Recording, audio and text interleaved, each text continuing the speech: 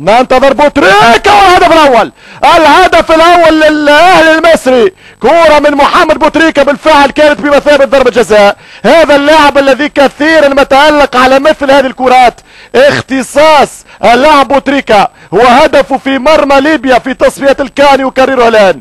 بوتريكا يتقدم، كرة ثابتة عنوانها ضربة جزاء، يلعبها في مقتل بعيد على الجواشي. اللقاء يتواصل، وهنا التواصل مع عشاق المستديرة في الاي ار تي في هذا النقل المباشر الحصري. شوف الكرة، ضربة معلم بالفعل ممتازة جدا. اذا انا تساءلت على البونت وعلى الهدف، البونت يكون للفريق الاحمر.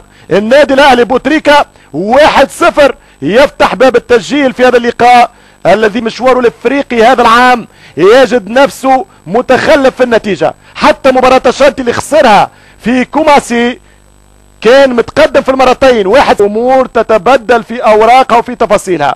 التفاصيل الجديدة تقول بوتريكا يفتح باب التسجيل، يبدأ الكرنفال بين الاهلي والصفاقسي، لقاء القمة، لقاء مدار التصدر والريادة عن هذه المجموعة.